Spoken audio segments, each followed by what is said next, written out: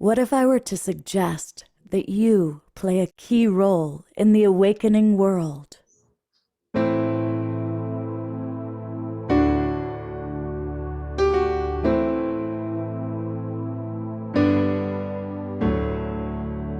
that you are watching this because you have heard the call.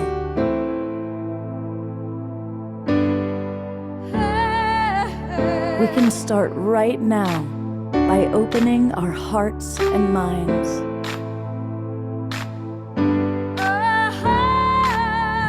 Welcome to the awakening world.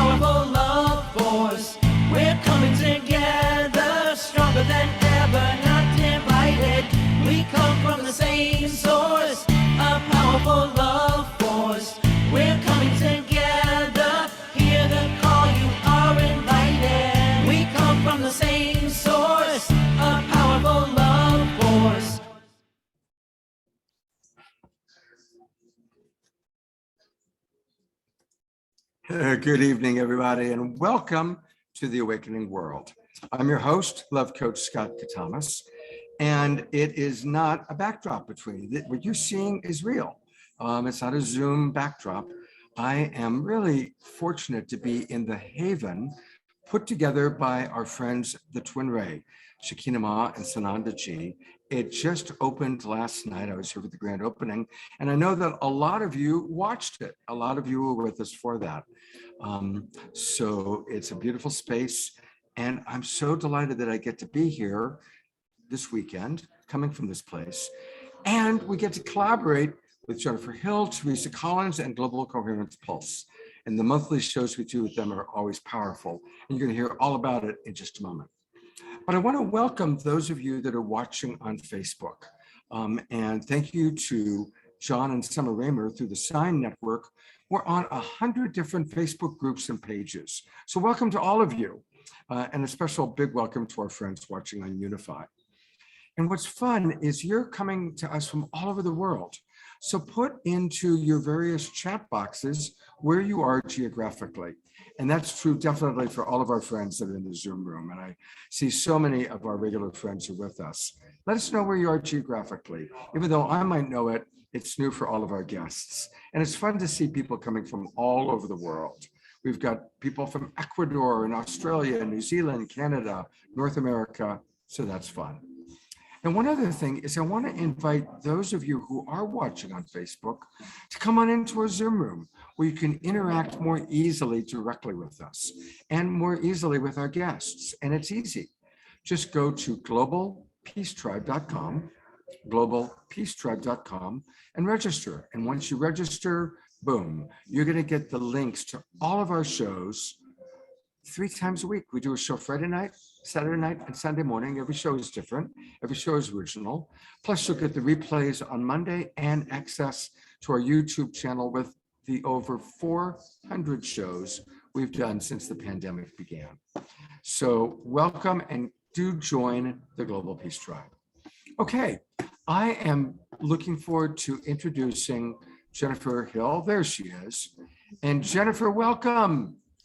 Hello, Scott, and thank you so much for having me join you again. It's such a pleasure to be here with you and the Global Peace Tribe audience. And tell us about tonight's show and who we've got. You've got some wonderful guests lined up. I'm really excited. Tell us who we've got. Well, thank you so much, Scott. Today's theme is Voices of the Future and connecting to the power of our voice, our resonance, and our vibration. As you know, and we focus on in the Global Coherence Pulse, all things in life can be tied directly back to our state of coherence or lack thereof. And so tonight we have some extraordinary guests joining us. We have Arthur Samuel Joseph, who is celebrity vocal coach to Dwayne Wade, He's worked with Tony Robbins, Arnold Schwarzenegger, and many others, and we'll be hearing from him here shortly on some vocal awareness methods.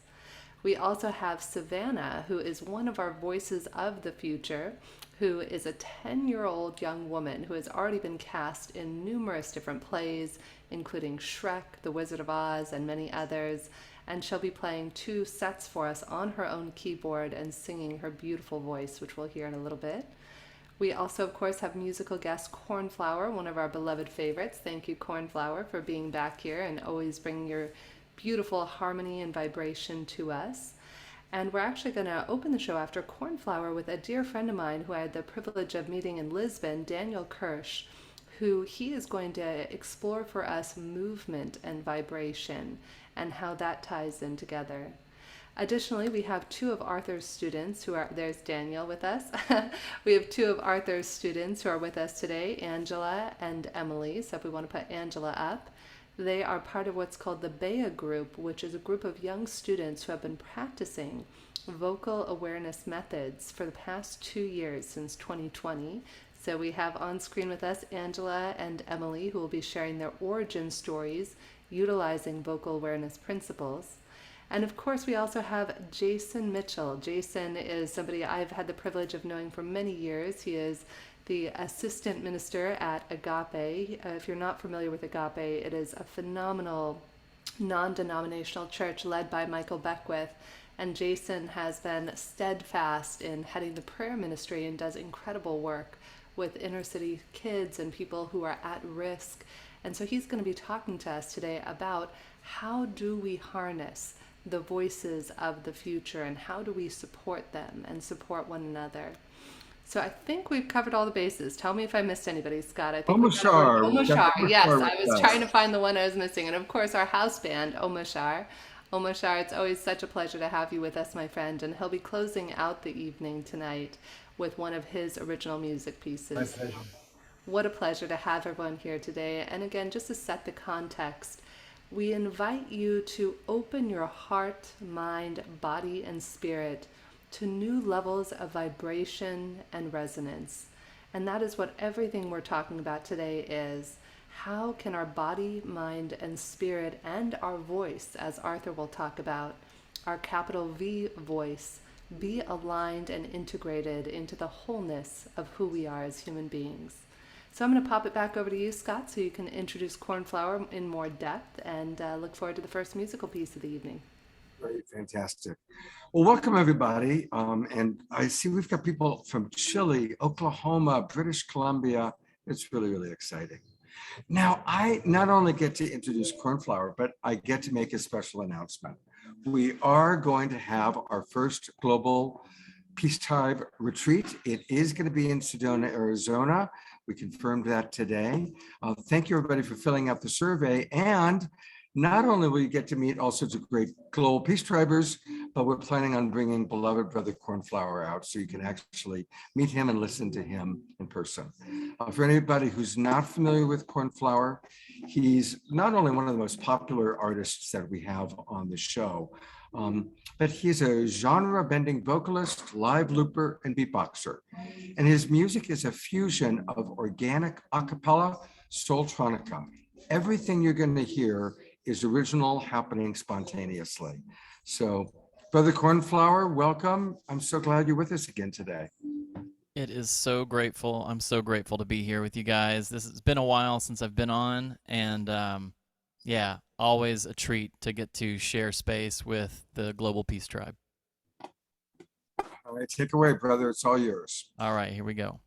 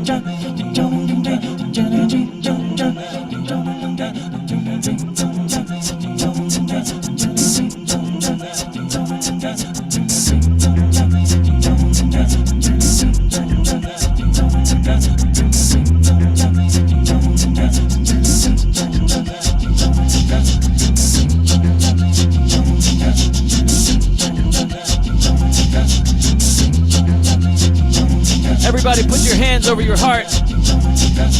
Take a big deep breath in through your nose. Exhale a big deep sound out of your mouth.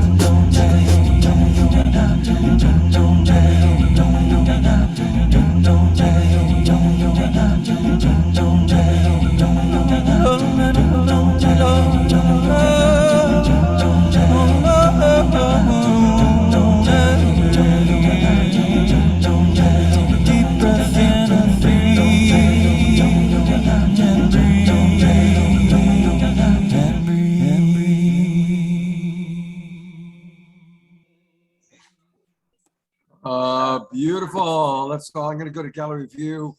Turn on your cameras and twinkle. Beautiful, beloved cornflower.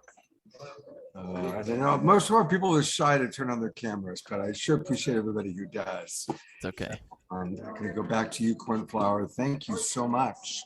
You are so welcome. That was really juicy.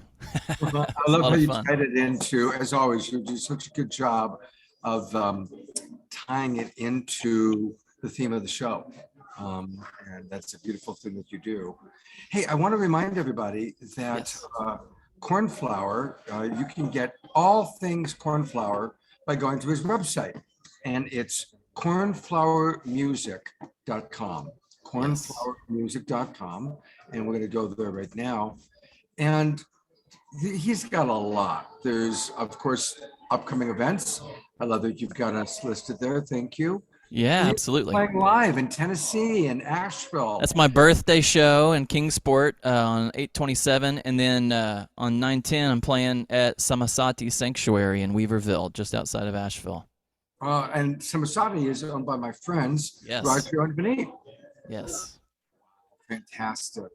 It's so good to see that you're doing live shows. And of course, we're going to have to now add Sedona, Arizona. That's right. Hey, you know, one other thing, going back to his website for a moment, I do want to really encourage people. It's so important for us to support our artists. And so if you go down a little bit lower, there's a lot of different ways you can subscribe. You can get his news, but also join. It's so important for us to support our artists. Wow, you've got it so far down. Make sure I don't think the flower seeds it's up a little higher up. Oh, did I go miss back it? up. Yeah, it says the month, the release for the month. It says subscribe and right here. One up. Yes. You can go up one more. You can go up one more, and there it is. Subscribe and listen. Okay. Thank you. Yeah. So what I want to encourage everybody to do, which is what I've done, this is how we support Cornflower and Kristen Hoffman and all of the artists we love so much. Join their programs for as little as $3 a month. And you're going to get original Cornflower music. And that way he knows that you're going to be, he knows that he can count on a certain amount of money coming in every month. So please join, support Cornflower. He's going to be back for one more song about halfway through the show. And Cornflower, thank you for getting us off to just a great, great start. Love you all so much. Have a great night. Absolutely. All right, I'm sending it back over to my wonderful co-host, Jennifer Hill. Thank you so much, Scott, and thank you to Cornflower. My gosh, that was just vibrationally juicy, as you said. And I love what's so funny is the musical artist we had on earlier today on the Pulse, Greg Papania, literally has the same birthday as you. And shout out to Teresa Collins, whose birthday is the day before on the 26th. So lots of love to all our Virgo friends and Leo friends who are celebrating. Wishing you a wonderful birthday show, my friend. Thank you so much. Yes, lots of birthday love for everyone out there. And up next, we have my very talented and amazing friend who I've had the pleasure of seeing him perform live in person, Daniel Kirsch.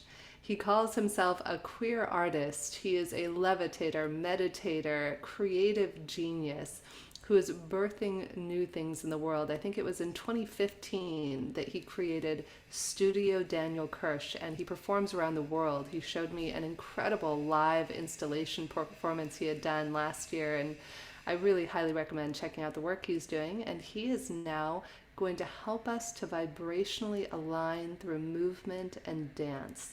So I'm turning it over to you, Daniel, for this special performance.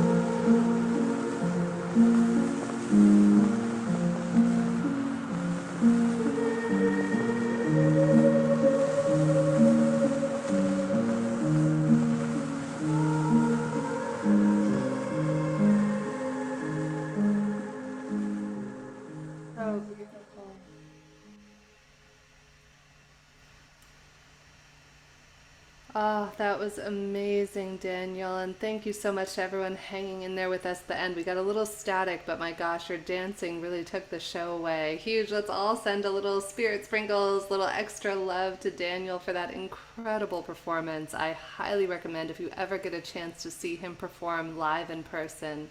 It is magical to be in your presence, my friend. Whether you're moving or not, it's equally magical.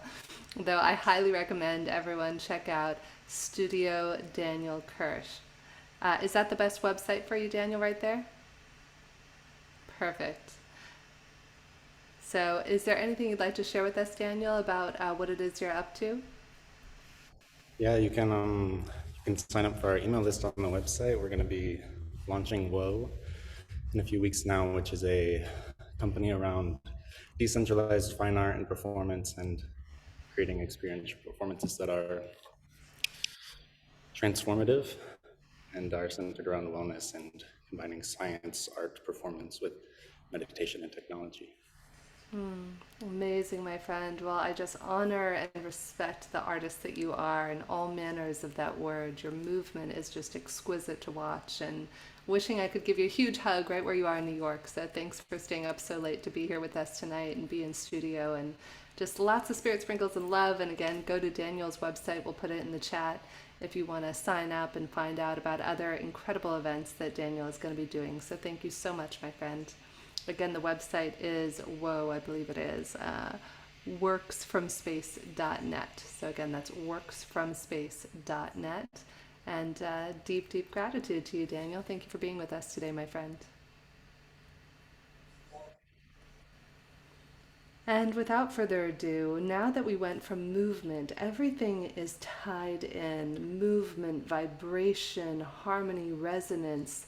And now we are going to explore the power of our voice, our capital V voice, as Arthur will share with you in a moment. I am so privileged and honored to have been able to study under Arthur Samuel Joseph, learning vocal awareness principles that he has been teaching for going on almost 6 decades, if you can imagine that. He's taught Sean Connery, Pierce Brosnan, the commissioner of the NFL, Dwayne Wade, and Tony Robbins, just to name a few of his elite students that he's worked with. And of course, some of his students are here with us today who we'll be hearing from a little bit later, Angela and Emily. And what a powerful gift to empower and offer, though. Actually, I know Arthur's going to have a thing to say about the word empower because he doesn't like it when I say that. I can feel the look on his face. But to allow people to step into owning their power. And so, Arthur, my friend, I love you, I cherish you, and I'm so happy that you are here with us today for the Global Peace Tribe Awakening World Show. I'm so glad you invited me, Jennifer. This is just terrific. Following on the heels of this exquisite music we've just experienced in this movement, it's all whole. It's wonderful. Well, my friend, for those people who might not be aware of the vocal awareness method and what we mean by our voice is our power, can you give a little context about the work that you've been doing these past 58 some odd years with people from around the world on learning to harness the power of our capital V voice? I say to students in the first meeting, when you give me your voice, you give me who you are. The root of the word intimus means intrinsic or essential. So in our work, we learn how to be who we are, not simply present who we are. I've had the privilege over all these decades of treating a great number of elite athletes in all sports. And I say to them in a first lesson that you bring the talent to your sport, but someone teaches you every single thing you do. But who teaches us to be us? We don't realize how much work it actually takes to be us while others watch. We spend so much time in the white noise of what are you thinking of me, present, or even whole communication courses that say bond with your audience. Well, what if one person has this POV and another one has another one? I can't serve them both. So in our work, we learn how to claim our power. And we do that in part through what Jennifer loves me to speak about, the persona statement. The root of that word means through the sound. One's identity is largely conveyed through the sound of a voice and an opinion created instantaneously. If I speak to you, you know, in a way like this, you've got one impression of me. I speak with you like this, you have another. I don't have to say anything. But when I actually come to you from the integrity of who I am and how I communicate, it instantly morphs into something else again. So through the way we embody ourselves in stature, to acknowledging source, loving and letting go, the second of the 7 rituals, each time we take on those 3 rituals, stature, source, and love and let go, the body's first impulse is to inhale. Watch. Say thank you to source. Thank you to God, to the goddess, however you want to identify right now. Just inside yourself, embrace the thought of saying thank you. And you inhale. And your room instantly quiets. Internally, externally, your space is different. In all these elite athletes that I teach, before they go out and play whatever their sport or compete in whatever their sport, they have a ritual. And the ritual never changes. And the ritual isn't just biomechanics, it's also spiritual. So I'm teaching Jennifer and I in the coursework we've co-created that she'll share with you a bit later, are teaching mastery through communication, embodying mind, body, spirit through the power of our voices. And notice I didn't just say embodying mind, body, spirit through the power of our voices. Watch my face, watch my eyes. Embodying mind, body, spirit through the power of our presentation, through our beings. The mouth is where the words come from, but you just discovered that the eyes actually tell the story. And if I may interject, yes, I'm just getting ready to say, as I say all the time, I don't come up for air, so Jennifer has to call me out and pull me back in. well, I love you just the way you are, my friend. Don't ever change. That is part of being exactly who you are. And I'm here, as we always say in the courses, to keep kind of the bumpers on, keep us going the direction and in the lane we're in. And I wanted to acknowledge that the work that we do of being myself, and Arthur and I talk a lot about this, the capital S self, it requires feeling safe, feeling like you are able to be yourself. Because think of how, as human beings, we are often putting on a facade. Facade was one of my favorite words for many, many years. And it was hilarious because if you saw a speaking engagement, it makes me cringe. One that it was a very popular speaking engagement I did back in 2016 that was at a conference and everybody listened to it. And if you hear me talk, Arthur, you would not. It's cringeworthy because this I'll try to mimic how I talked. Hi, my name is Jennifer Hill and I talk quickly and I can't help it. So you got to follow along with me. And it's notice when there's that level of pacing, there's no safety, there's no space, there's no ability to be. And as my friend Allison Armstrong, and teacher who had taught me, I wouldn't say friend, teacher and mentor, who had taught me years ago, she had said that in order to create something, a woman wants to give birth to a baby, she needs the space of her womb. If you look at the big cities of the world, London and New York and all the big cities have these parks because they need a space. And so we spend a lot of our lives talking at people rather than speaking with one another. And I just wanted to digress and tie that in, Arthur. Arthur, you can see, is doing third base coaching over here. And because you're addressing space, and I'm a classical singer, as people know, I have a master's in voice, and a song without a rest is not the same piece of music, as I always say. So if I'm just talking with you like this, and I really don't have time to think about what I'm saying, all this white noise enters in. Judgment, awkwardness, ums and ahs. But instead, we allow a conscious, loving breath. You're going to see that with Emily and Angela in a moment. And they are so elegant. It's such a joy to teach them because, well, we'll get to that in a little bit. But here, if I say to you all, take a deep breath, your chest rises. You're learning some tongue flex. Now, if I say to you, allow a slow, conscious, loving breath with your eyes on my face, this will take 5 to 7 seconds. Slowly, lovingly allow. Deeper. Relax your neck and shoulders. Deeper. And exhale, and you discover that the chest did not rise, this did not tighten, it relaxed, and the rib cage or intercostals expand just because I changed the word from take to allow, take to love. And the other really interesting point here is that we immediately feel safer. We allow room for us to breathe, to think, to engage in the 6 of the 7 rituals, to listen deeply to, as Jennifer referred a moment ago, to our capital V voice, the inner voice, this conversation between source and self that only we are privy to. Arthur, Also, yes, Jennifer. I want to interrupt you on this because I can hear what the audience is thinking, and I like to put myself in their shoes. Everybody is screaming at me, ask him, how do you quiet so you can hear the capital V voice?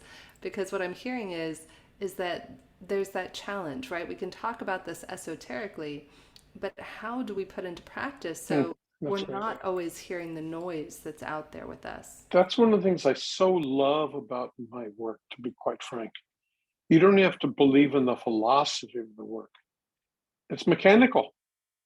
Just do the work. But I say to all my students, I've said to Emily and Angela a gazillion times, you're never going to meet a more linear teacher than me. But there's absolutely nothing linear in the work. For example, sit up straight and you hold your breath. Now claim yourselves as empowered men and women of stature, pulling this golden thread from 3 inches below your navel, slowly, gracefully, with no tension in the upper body. Slowly, gracefully, right through the middle of the crown chakra. Taller. Nothing here comes from here. Stretch. And the body inhale. We thank Source. We love and let go. And this is part of what I call mastery moments. That we employ these techniques countless times a day. 30, 45 seconds before we go into a meeting, before we're on a Zoom call, before we go on a date that we really are a little anxious about, perhaps, whenever it is. Because in your persona statement, you're going to say, I want to be known as, and it's not going to be average, I can assure you. Let's backtrack on that, Arthur, because I realized we talked about the persona statement more in depth on the Global Coherence Pulse earlier today, though I don't think we distinguished exactly what the persona statement is. So do you mind if I distinguish that? Thank you, dear. So one of the key elements and cornerstones of vocal awareness is this idea of our persona statement. We first begin by looking at how do we believe that we are currently perceived? And then we begin to inquire and engage in how do we want to be known? If we had it all our way, if poof, I could give you magic fairy dust and you could be and embody that human being you intend to be, dancer, singer, writer, business person, how would that look? How would that feel? And then the second part of this exercise is to first draw how you believe you're currently perceived, and then draw how you want to be known. And as Jennifer so eloquently explains this, I always say to a student, I will never make you into someone you're not, but I will steadfastly commit to bringing out what's possible. And that's because of this persona statement. You identify how you want to be known. And the other really important discovery here is we actually have a choice. Everything in life revolves, as I always say, around two things: to choose to do something or to choose not to. And so one of my axioms is that structure does not impinge, it liberates. Freedom without direction is chaos. So when Jennifer spoke for you and put a cork in my mouth and said, hey, we'll slow down a bit here, how do we actually do this? Our mastery moment, 30 to 45 seconds. You identify how you want to be known. You slowly and gracefully put yourself in stature. We thank Source. We think about the intention for the meeting. And very importantly, never rush and inhale. For you see, a breath isn't only physical, it's also emotional and spiritual. The Hebrew word neshama means both soul and breath. In Latin, spiritus and inspirare, spirit and inspire mean to breathe and to breathe into. It's all connected. So once again with me, in stature, no upper body stress. Just feeling this thread, thanking Source with me together, eyes on my face. You'll pick my arms up peripherally.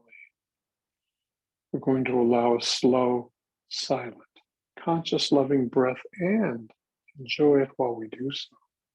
Here we go and begin. Deeper, so loving. Release any trauma, any upper body tension. There's no hurry. Deeper. And notice how instantly you feel so connected. Does that answer your question, Jen? It does, my friend, and an invitation that I suggest when I'm teaching people heart math techniques or our work is it's about putting this into practice. I was once instructed by one of my teachers to imagine that every time you walk through a doorway, poof, you're walking into a new version of yourself. And so as you do that, you could just remind yourself, allow what we call a CLB, conscious loving breath. And as we begin to do this again and again, as HeartMath would say, you actually develop a new baseline. So instead of having that baseline of anxiety and frustration, the more we're breathing, doing heart-focused breathing and HeartMath, I love integrating that with the work that Arthur and I do in the conscious loving breath. It is from this place that we are able to embody who we want to be known as in the world. And I'm going to offer a fun exercise that we actually share in the programs. This is a little teaser of one of the things that we talk about in our Vocal Mastery for Leaders class coming up on September 6th, is an exercise to see how are you currently perceived in the world.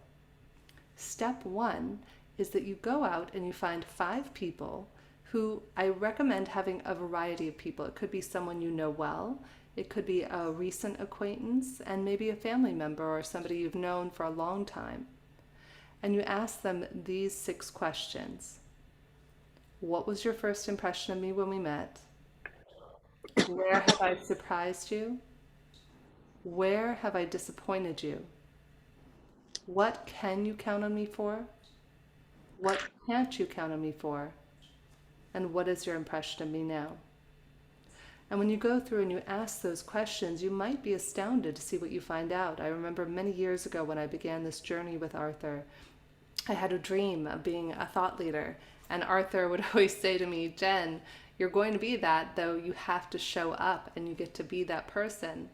Though in order to be that person, we have to bring conscious awareness, which is a term Arthur and I coined, which is bringing our awareness to how we live our lives rather than living reactively, taking as we take breaths, taking energy. We allow, we receive, we expand.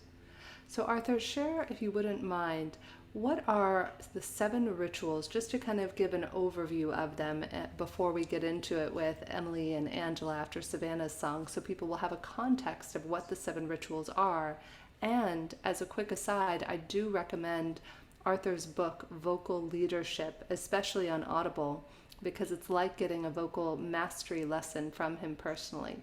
So Arthur, what are your thoughts, my friend? Stature is preparation for everything. There is no off switch in communication mastery. We live in this conscious aware state, consciously aware state. We don't present, we claim and embody. I cannot empower you. That's arrogant. But I can help you empower yourself. So when we claim ourselves as men and women of stature, then we transition to the first ritual, which we can also incorporate as we put ourselves in stature, which is to say thank you to Source, to God, however you want to identify, or merely say thank you. The second ritual is to love and let go. Don't think about whom or what, even in this moment, just hearing the words, love and let go. Notice what your body does. Just love and let go. It breathes, it relaxes. You immediately still yourself. The third ritual is to allow a slow, silent, conscious, loving breath and enjoy it while you do so. The fourth ritual will get your attention. And picture me walking down Fifth Avenue, New York, or doesn't matter where I am, I do it, I don't care. It's called a yawn sigh. It's like yawning and sighing at the same time, because this is where we begin to see the edge and arc, not arch, the edge and arc of sound. Listen, here's my voice. I've been speaking to you as effectively as possible, but watch what's going to happen.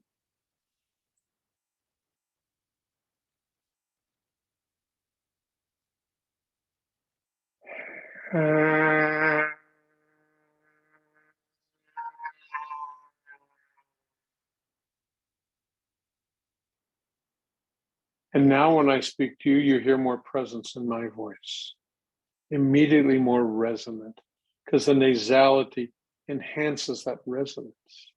Then I take it to using it with some words. The phrase I'm going to use is, you are extraordinary people and you do extraordinary things.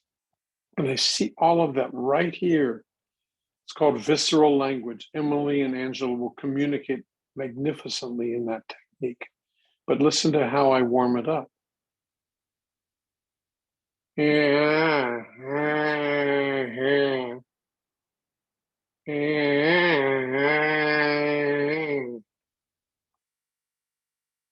You are extraordinary people, and you do extraordinary things.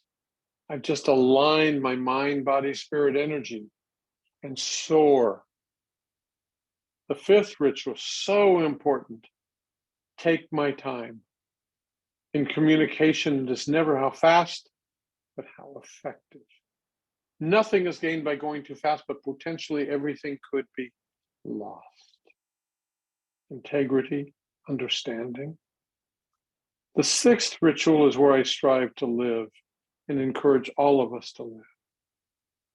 Pay attention, deeper listening. We pay attention out here, but simultaneously, intra and interpersonally, also embodying, engaging the inner voice, the capital V voice, this conversation between source and self that only we are privy to. Simultaneously, we live in this state. Because the whole purpose of the work, as Jennifer said a few minutes ago, is the seventh ritual. Not 2 words, but 3, and the third one begins with a capital S. Be myself. I don't know how much time we had, Jennifer, so you just tell me when to get off the merry-go-round, pal. That was brilliant, Arthur. Thank you so much for sharing that, my friend. And so those are the 7 rituals of vocal awareness, and there are nuances to each and every one of them.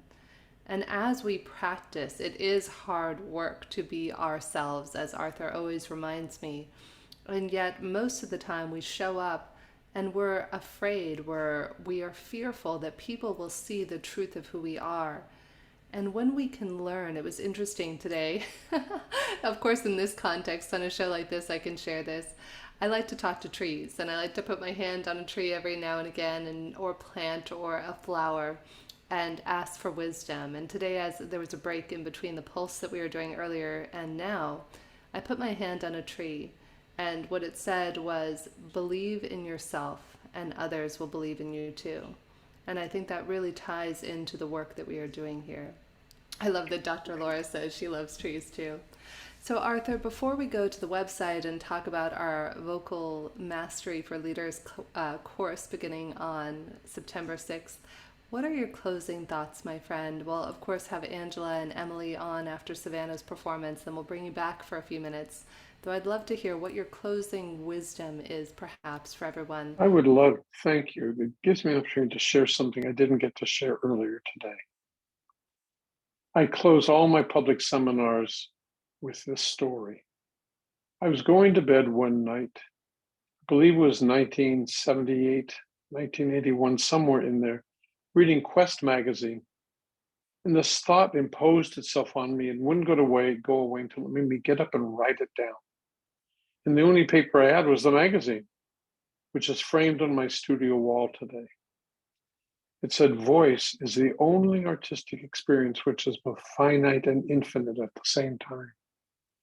It is fallible and fragile, gone in an instant, unseen, only felt.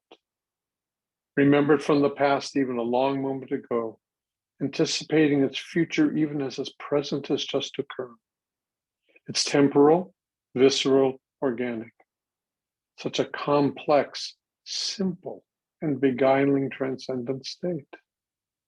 And that's what came through about 10 o'clock one night. I spent the next 2 or 3 years analyzing this, exploring it through voice science prism, through philosophy, psychology, spiritual practices. And one of the things I began to do was substitute other words for the word voice. Life is the only artistic experience which is both finite and infinite at the same time. Or love, it is fallible and fragile, gone in an instant, unseen, only felt. And I came to understand the paradigm of vocal awareness, which is to deliberately and consistently and consciously and integrally integrate life, love, through the power of our voice, reflecting the power of who we are, integrating mind, body, spirit, and connecting this vibration everywhere we go.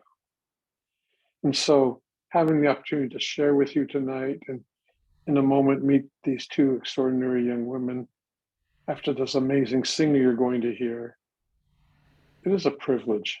This is my journey of almost, as Jennifer says, 60 years. Thank you all. Thank you, Jennifer. Thank you so much, my friend. I am having a funny thought that I'm debating whether or not to share. I'm going to go with it. I was reading a book this week called Quantum Jumps by Dr. Cynthia Sue Larson. And I was thinking, Arthur, of what we call the pencil technique, where you put the pencil between your teeth. And we do not try this at home, by the way, until you're well versed in this. Though what you can do at home is in Dr. Cynthia Sue Larson's book, she said if we all put a pencil in between our teeth, if we're feeling sad, it actually creates happiness. Whether or not you're feeling happy, just the idea of putting something in between your lips and turning your lips upwards makes you happy and smile. And so I wanted to share that because I just thought it was funny how it ties into the pencil technique, which we teach. Great. And what a great way, you know, even if you don't feel like smiling, even if you're just like, no, you can't make me, you know, just stick that pencil between your teeth and practice smiling. And you know, what a great little tip for life. So Scott, over to you, my friend, to share the website. I just love that. That's a great tip. I'm going to remember that one. Well, I want to show a couple of things. Let's start with Arthur's website. So Arthur is at vocalawareness.com. Definitely always put in your name and email. so that you can stay in touch with what he's doing. And that's what I'm doing right now, as I always do with our guests. Thank you, Scott. Absolutely. And download your free guide right now. So just by doing that, I see that I've just been received a beautiful, beautiful little gift from him. So thank you so much. And then, as I mentioned, Jennifer and Arthur are going to be teaching a course together. So tell us about, oh, I went to the same one again. Tell us about the course that you're going to be doing together. Well, thank you, Scott. Arthur's always taught privately one-on-one, and it's only been recently that he and I were inspired to co-create a class. We just had our first cohort graduate and go through a 7-week program, and it was truly moving. We were all in tears during our last class. And so we're about to start another one on September 6th. We have 2 classes starting, an advanced class that's starting at 8 a.m. that we're halfway sold out through already. And then we have another introductory course starting at 9 a.m. Pacific time that's normally $2,999, though through tomorrow you can get it for $299. So for your audience and for Teresa and the Global Pulse's audience, we're giving that special offer through tomorrow. And it's going to be a wonderful journey that we teach you how to keep the mastery switch on. One of our students we have students from all over the world. We've had Australia and the UK and all over the place.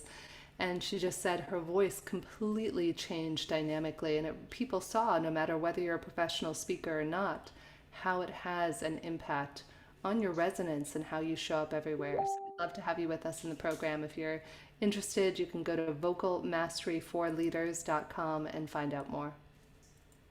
Now, I want to make sure everybody understands that. Say what that again. If I understood it correctly, did you say that it's normally 2,000 and that you're doing it for 200? Give those numbers one more time. Yeah, of course. If you scroll down a little bit, it's on the website, Scott. So it's $2,999. I love my friend Arthur, and he doesn't come cheap.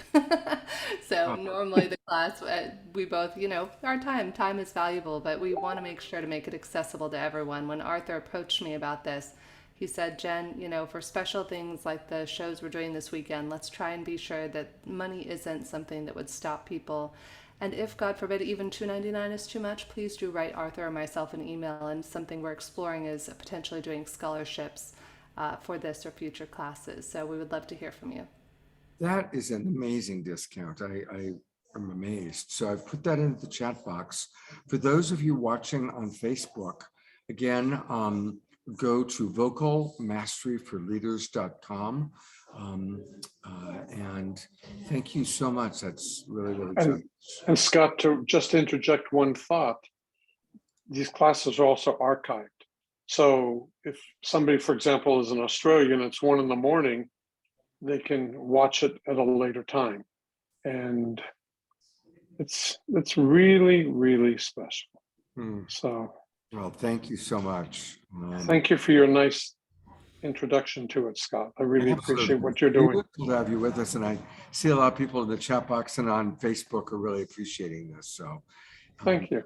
And I think we're going to hear from Arthur a little bit more in a moment, or in a few, I should say, in about 15 minutes, probably. Jennifer, you want to tell us a little bit about Savannah? Yes, so Savannah, oh my gosh, and thank you, Arthur, and thank you to each of you for being here with us.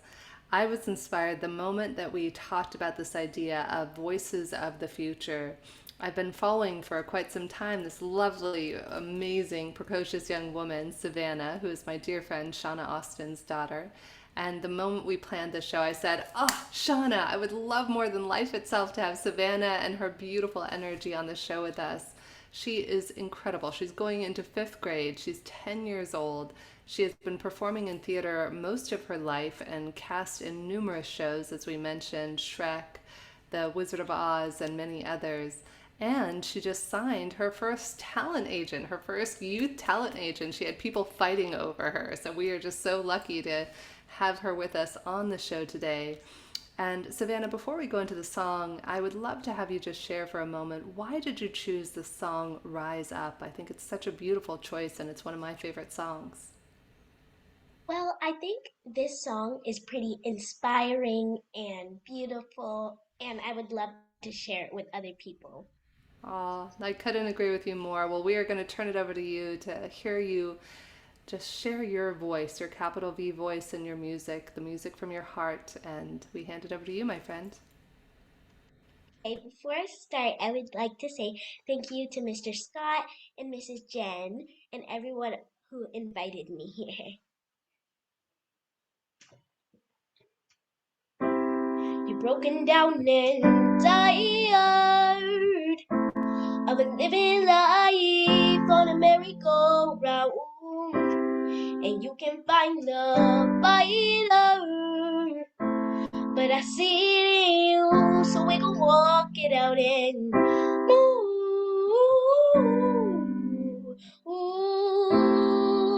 mountains. We gon' walk it out and move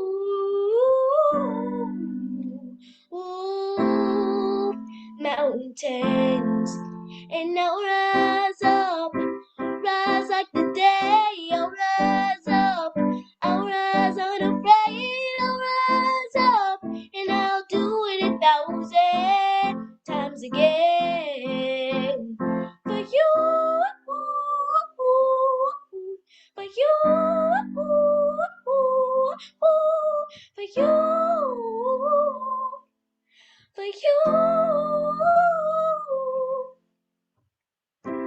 When the silence isn't quiet and it feels like it's getting hard to breathe, and I know you feel like dying, but I promise we'll take the world to its feet and move mountains, bring it to its feet and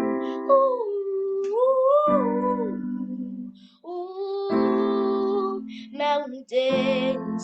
And now rise like the day. I'll rise up, I'll rise like the waves. I'll rise up, and I'll do it 1,000 times again.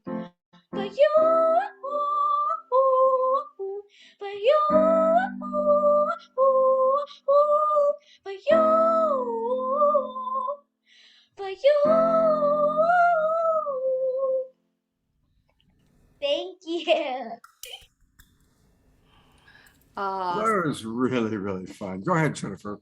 Oh, I was just saying, Savannah, well done. Oh my God, let's all send Savannah some sprinkles, some love, a little magic. That was the courage it takes in the voice and the heart and soul that you sing with. Just so much love to you, Savannah. Thank you so much for being a part of this show, talking about how voices are of the future, and you are one of the voices of the future. So thank you so much for being here with us. Thank you.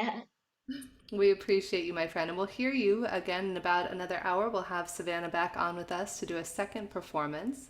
And without further ado, I would love to bring on, let's start with Angela. We have Angela joining us actually from Honolulu, Hawaii today, who is one of Arthur's students. Let me just go ahead and double check. Hopefully her camera's She's not, let's start with Emily because Angela's not with the show. Perfect. So we'll start with Emily then. So we have one of Arthur's students with us here today, Emily Brent. And Emily is just an incredible young woman who Arthur has taught through the Bea Group. She is a college student and engineering major at Harvey Mudd College and is a co-designer of the Bea Group program. Her goal is to one day use her career as a mechanical engineer to create a more sustainable environment in the aerospace industry. So she has been working with Arthur since 2020. And Emily, we would love to have you now share your origin story with all of us, if you wouldn't mind. Thank you so much, Jennifer. It is such a privilege to be here, and I'm so excited to share my story with everyone. And if you wouldn't mind, Scott, can we put Arthur on camera? Because we thought it would be fun to have Arthur on camera with you so he could be third base coaching you. I know it helps me when he's on camera too. So if Arthur is around and we can pop him on, that'd be great. It really does. Thank you.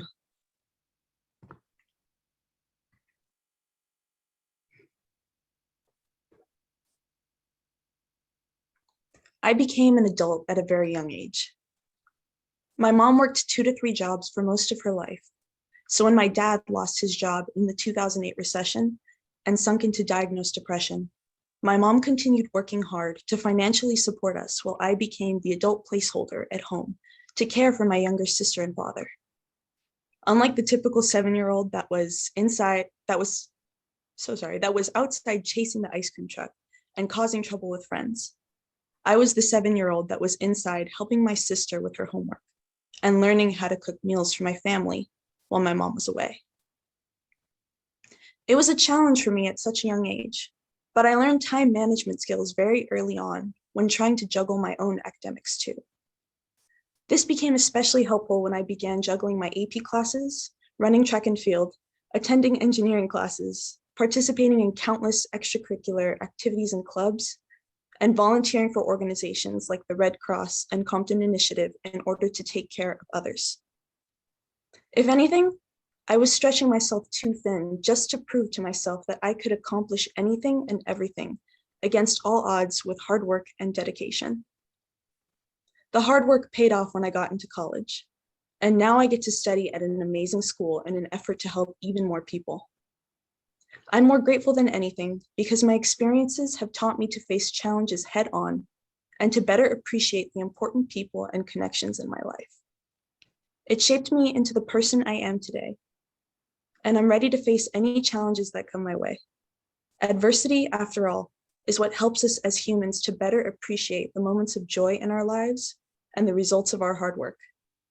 I'm now more determined than ever to succeed and make my voice heard, and I now know that I can be my best self to better serve the world. That was tremendous, Em. Thank you, Arthur. Wow. I'm moved, Emily. I can't imagine what that must have taken for you as a 7-year-old to be helping with your siblings and to help run the household.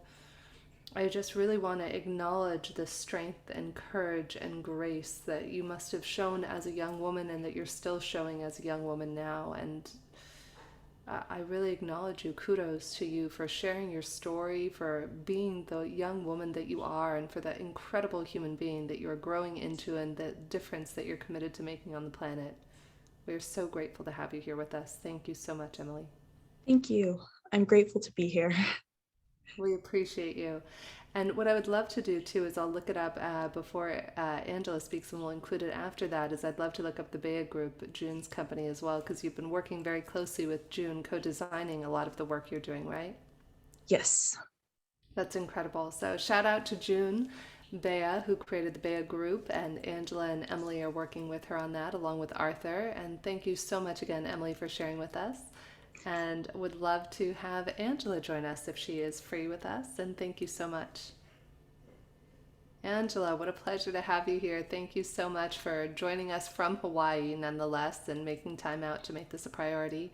We appreciate you and would love to hear a little bit about your origin story. But before we do, let me just share, as Arthur was sharing offline with us, you are a computer science student and guru from what we hear in technology. And you're actually attending my old alma mater, UC Irvine. So shout out to Dean Maurer. I'm actually doing an event with him in a couple of weeks here in LA. And you're also, as well, a co-designer of the Bea Group and have been working with Arthur for 2 years as well, right? Yes, that is correct. Oh, I love the way that you just answered there in vocal awareness. Feel that vibration. That was amazing. Kudos to you, my friend. So we would love to hear your origin story, Angela, as well. And I'm going to leave you and Arthur on camera. Yes, of course. Thank you guys so much for having me here. I am very honored. And now I am going to share my origin story with all of you guys.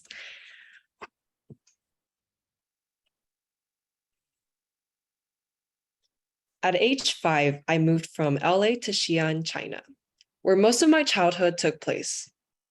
Although I looked Chinese, I felt foreign among my peers. I was often held back after class due to my lack of Chinese proficiency, but the hours spent after school improved my fluency in Mandarin to the point where I could write poems and stories. The Xi'an dialect rolled off my tongue easily. I had integrated into the Chinese culture. At age 10, after having put down roots in Xi'an, I was torn from the ground once more and taken back to America, where my life had first begun. Leaving behind the life I had so painstakingly carved for myself saddened me, but I felt optimistic about the future. However, seeing the score far below basic printed on my first English evaluation test left me devastated. I was foreign again. I had to go through the struggle of having to relearn English while feeling left behind by my peers for the second time. By 7th grade, I was labeled as proficient in my English class and my tests. The additional hours I spent each day reading books and using Google Translate to make sense of the unfamiliar words paid off. My strong work ethic, instilled in me by my upbringing, continued throughout high school and allowed me to maintain a high GPA. Although this educational opportunity was not voluntary, struggling to fit into different cultures has taught me the merits of being diligent and open-minded. Embodying these traits has helped me to break down the educational and cultural barriers that have come my way. Goodness gracious. Angela, who's that masked man? That's so extraordinary. You guys have no idea what Emily and Angela go through to do this. It's amazing. Thank you, my beautiful friend. Thank you all for listening. Thank you. Thank you, Angela. And you know what this reminds me of, Angela? Hearing you and Emily share, if we can put Emily on screen as well, I would love that. There was once a book I read called One Amazing Thing. I'm going to tear up because it's one of my favorite stories. There were 9 characters. It's a fictional story in this Indian embassy. And the author does such a great job of getting you to judge each of the characters. There's an adulterer, there's a punk kid, there's a this and a that person, right? And you feel a certain way about the characters. And then a horrible earthquake hits, and this is on the back of the book, so I'm not giving anything away. And this horrible earthquake hits, and they're all stranded, and they don't know if they're going to live or die. And so an ex-Marine who's sitting there says, "This may be the last chance that we have to share the one amazing thing that makes us who we are." And just as so eloquently and beautifully Emily and Angela shared their one amazing thing of many, your perspective of the characters did a 180-degree shift. And so I think that this is really an invitation to get curious. Ask one another our origin stories, the one amazing thing or the many amazing things that make us who we are. And I don't know about you, but I know my heart is just blown open from these lovely, incredible young women who are so eloquent and had the courage and the perseverance to join us today in this audience of thousands of us around the world and to share their origin stories. So really kudos, ladies. Thank you. Thank you. And Thank you. I see a note here from Scott. Scott would love, oh, that's interesting. Scott would love to have some of you share your personal stories as well. Yeah, I mean, we are a community, and more and more people like Dr. Laura and Eleanor and all of our regulars, Karen Eisenberg, those are just the ones I see because their cameras are on. Love to hear some of your stories. What are some things you've done that you're proud of? And certainly, Angela and Emily, an honor to have you on the show. You are what the show is all about, voices of the future.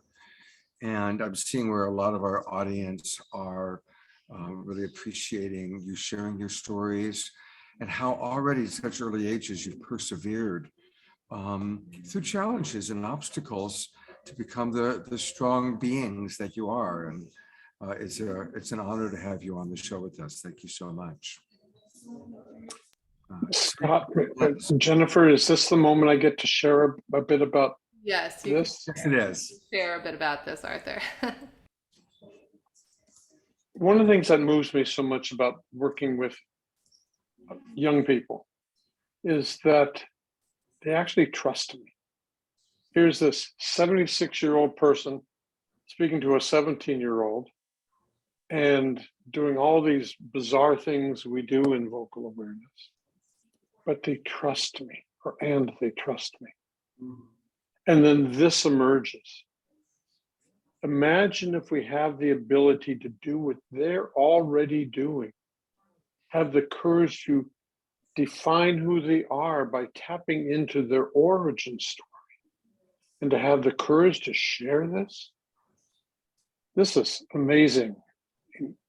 Several years ago, I was teaching at Wharton Business School at the University of Pennsylvania. And I said to the students there that you are the future leaders of our global society. And I said, note, I didn't say business leaders. I said leaders. For what you become will change our world. So when these two amazing women allow me to teach them and do my third base coaching to support them, it's deeply moving. And they know how much they mean to me. They know my love for them. And again, a shout out to June Bea, who created all of this. And so interesting, June, as Jennifer had studied with me for probably a decade. And Bea Group emerged in one of our lessons. We'd been working toward it for a couple of years. And then one day, it happened. And these were deep, emotional, Sturm und Drang experiences where you're really struggling to tap into what is it I really want to do in life. And how comes this? Where now Emily, Angela, Bea Group is reaching hundreds or thousands of people at this point in the last couple of years. Bea Group has been around for about 5 years, and every year we have about, well, this year we had 300 interns, but the previous years we had about from 100 to 150, 200. So by now, Bea Group has reached to thousands, like 1,000 youth already. And we just finished 6 weeks of it, what's called a deep dive. And the 11 students in our group that Angela and Emily helped co-facilitate along with Cassandra and Juan, they all did their origin stories live on Facebook. And it was a two-hanky, let me tell you. Just like you ladies make me so proud. Thank you for your love and trust. Jennifer? I am so grateful, Arthur, to be one of the lucky students who has been able to study with you. And I just so acknowledge you and June and Angela and Emily and all of your team members to be able to have that voice, to be able to know that you do matter. And so often, I know when I was 17, 18, 19, 20, I didn't have a voice, and I was so afraid to even speak my name, let alone speak my origin story. So I'm just profoundly, deeply touched, moved, and inspired by who each of you are in this world and the difference that you are making, and the difference that you might not ever even know that you're making by sharing your story, sharing your vibration, and by being the voices of the future. Thank you for being with us. And thank you, Arthur, for all of your teaching and lessons. So much love for you, my friend. I'm going to come God in bless you. and just show people again that you can study with Jennifer and Arthur, this incredible option to work with them. And it's starting very, very soon. So register now, register tonight, because they're giving this amazing discount. What's normally an over $2,000 program, you can get it for $299. So go to vocalmasteryforleaders.com. And also, again, since we heard so much about the Bea Group, I just want to, again, take people to that website, because I didn't know about it before today's show. And my gosh, there's like so much that I see that they're providing. So again, if you go to BehaGroup.com, and I'm going to go to the website one more time. Here it is. It's the Beha, BAYHA Group, Beha, like ha ha ha, group.com. And clearly they are serving better. And you can learn all about them. You can read about the team, and you can learn about the different projects that they're doing. So thank you for this very inspiring series of experiences with each of you. Thank you.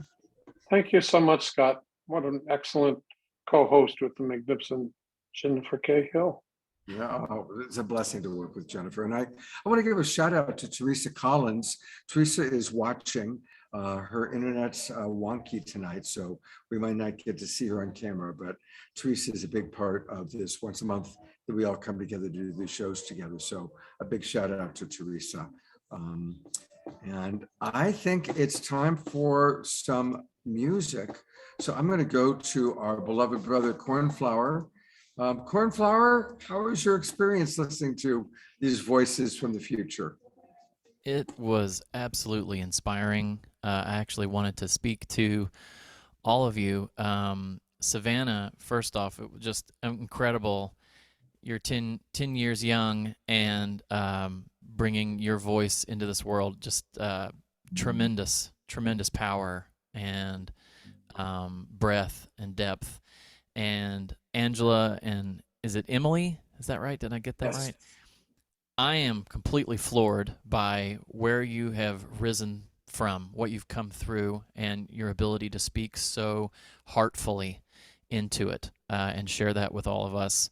And it really brings me a lot of hope that our humanity has a chance, knowing there are souls like you who have incarnated on this planet and are just becoming into this world, and you're going to be sharing your gifts. And such an honor to share the stage with you all.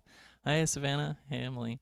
And it's truly an honor to be here and to share this event with you all. And I hope that one day we can play together and connect in real time. One of the beautiful things about this technology is we get connected, but then there's the opportunity to make it real in real time. And just know that I am game to play with our young leaders. And so you can inspire me and teach me, because we're all ultimately student teachers in the Earth School. So all learning together and learning from one another. So thank you for teaching me today. And Arthur, what a tremendous honor to get to hear you speak and to receive your wisdom and your work. I had no idea about it. Jennifer, thank you for bringing his work to my attention. I had no idea, and would love to meet you also in person and share a tea or something and chat about life. Angela kind of dropped off, and so did Arthur, so that's why I don't know. It's okay. It's okay. Well, I usually do an improv, with you guys, but I've had this new song I've been working on, and I think I actually ran a test version of it with you all months ago, maybe even last year, and all I had were the lyrics to the chorus. Well, I finally developed some sorry, my cat is on my loop pedals. She really loves it when I start playing music. Her name's Polly. Anyway, and just my being so inspired from everyone sharing, I have to give it a go. I only have a couple of verses that are finished, and one's kind of not 100% there, but I love workshopping stuff live, and especially because this music is so birthed from the universal flow and source of life. When I sing and when I open up to the music, I feel like we're all informing it in the moment, and I love getting to share and connect, even though we're seemingly distant from one another in that we're all from around the world. When we come together with a focused intention and attention, it's like we are in the same room together all of a sudden. And so I want to share this song. It's called Grateful for My Life, and I hope you enjoy it.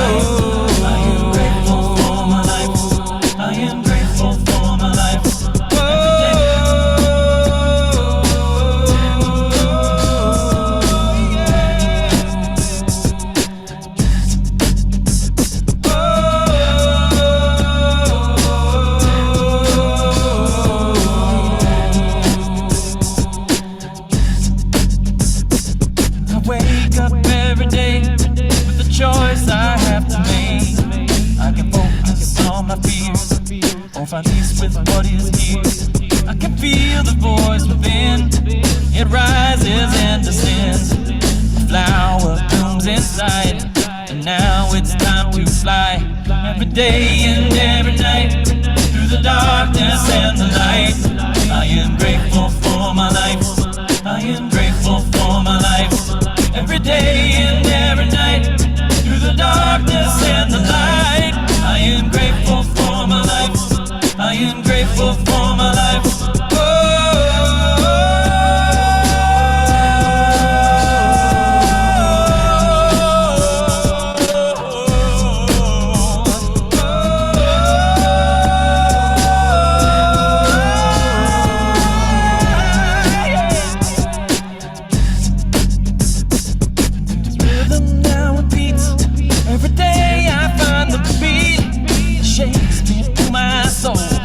Shivers take control, it vibrates in my life, touching all of every time, inspires me to song, and everyone can sing along. Every day and every night, through the darkness and the light. I am grateful for my life. I am grateful for my life. Every day and every night, through the darkness and the light. I am grateful for my life. I am grateful for my life.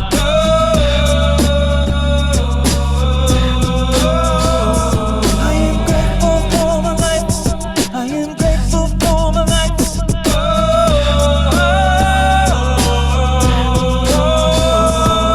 Yeah. Come on. Grateful for my life.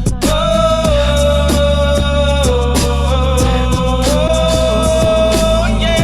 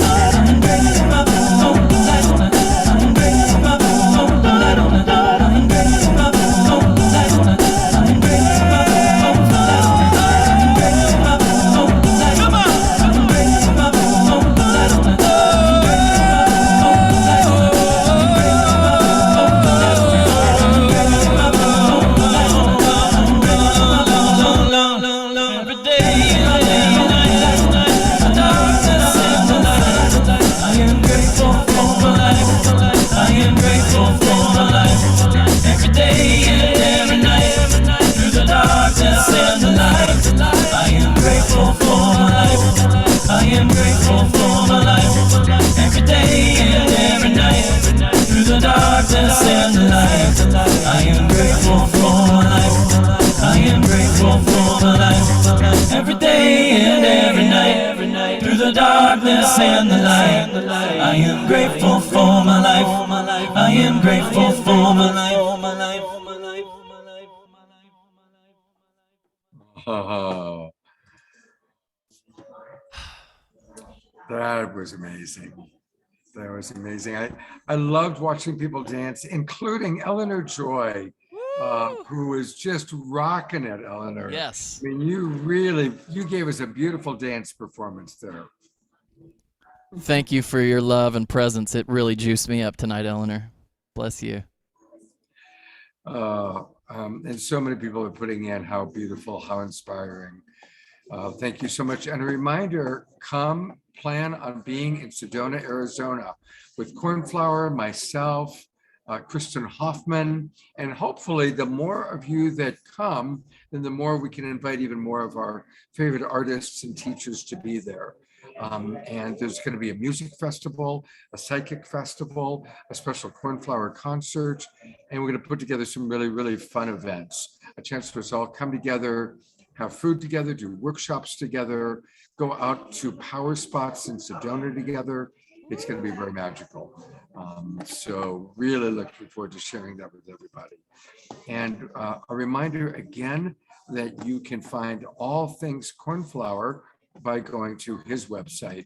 And his website again is Cornflower Music. And that's cornflowermusic.com, of course. And please join if you can. If you're anywhere in Tennessee, North Carolina, go to his events. Otherwise, meet us in Sedona.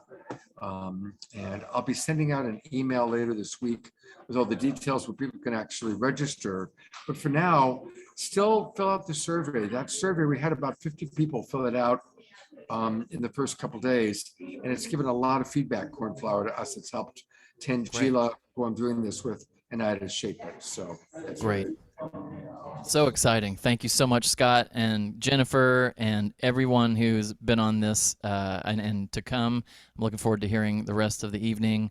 I love you all so much. It's always such a gift to be a part of this tribe, and you guys continue to uplift me and inspire me. So thank you for being a part of my family, and wishing you all the best. Thank you, Cornflower. I love you so much. All right. Are you ready to introduce our next guest? Yes, ready as ever. Hey, Scott, this is the first time I've done a show with you where it's not 3 or 4 in the morning my time. So I am very grateful. It's like magical because I happen to be in LA today. So I actually have my wits about me. That's great. You're doing great. You always do great. Aw, thank you, my friend. Well, up next, we have Jason Mitchell, Reverend Jason Mitchell, who I've had the privilege of knowing for, gosh, I've probably been going to Agape almost 20 years. And Jason, when I was reflecting on who I'd love to have be part of this show, Jason definitely came to mind because of the work that he is doing with young people, with youths in the justice system. And you do so much, Jason. You're assistant minister at Agape. You manage the prayer ministry. You've been working at Agape yourself for, I think, 20 years. Is that right? Not quite. I've been at Agape 17 years now. It's been 20 years that I've been involved in community work and things of that nature. And I've been a practitioner at Agape for 10 years now. Amazing, my friend. Well, having gotten to see you perform many times at Agape and share your wisdom, your prayer, and your blessing, I'm so grateful to have you here with us today. And would love to hear from you, Jason, about why this matters to you. Why do you spend your time? Why do you go out and help youths and work at Agape, one of my favorite spiritual centers in the whole wide world? Why does this matter to you? I always am clear that there were moments in my life where I wanted someone to speak. Tonight, we've had a wonderful opportunity to hear voices and to hear people who were clear in tone, clear in intention. And the world that we live in is not always clear. Sometimes it's not always clear because people are unaware. People are boldly ignorant. People are unfortunately oppressed from knowledge and understanding. But over the course of my journey in my life, I know there were things along my way that it was clear that no one was speaking, that no one was articulating something that was a clear, accessible truth to me. They may have been promoting, proselytizing, preaching even. They may have been giving a good word. And I've been throughout my life encouraged by the words and the energy from other people. But what I was clear about as I reflected, and especially as I listened to the young women that have spoken and articulated and used their voices to tell their stories today, that I was not given permission to tell my story when I was younger.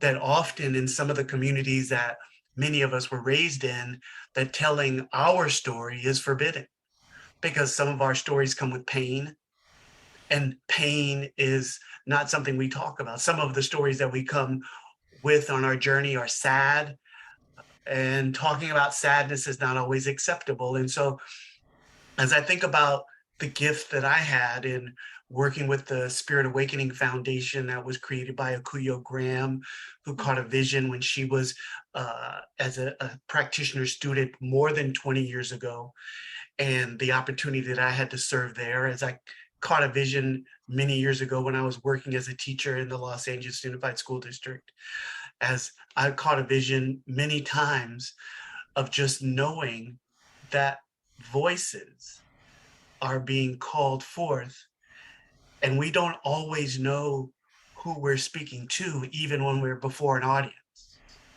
Whether they have bought a ticket, whether they have signed up for a subscription letter, we don't know who's forwarding to who's forwarding to who's forwarding.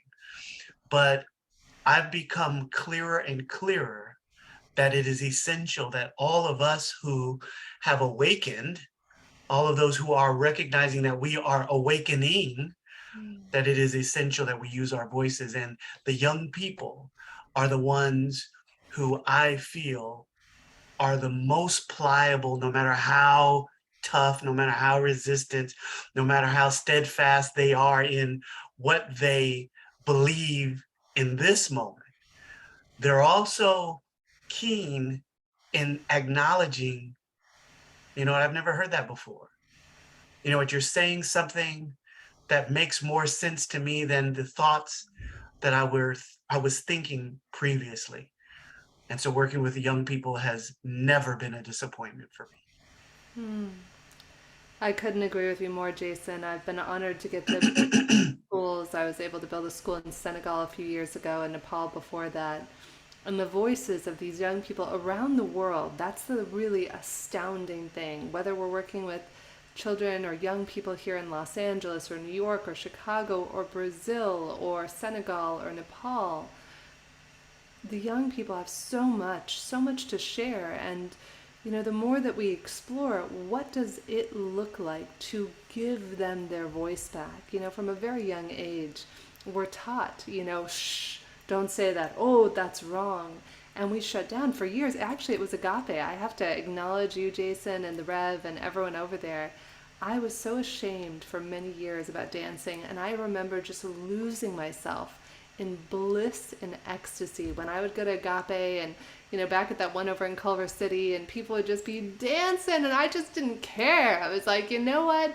People may have made fun of me for dancing when I was a kid, but sometimes there is just this opportunity to be self-expressed. So how do we do that, Jason? As somebody who works with young people, how do we give people their voice back so that way we don't have to wait 20 or 40 or 60 years to reconnect to that power that is our God-given gift, to be able to share our voice, our capital S self?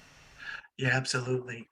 The first thing that comes to mind for me is acceptance. We don't realize that it's challenging for us to accept everyone else's unique voice because we've been unwilling to accept our unique voice.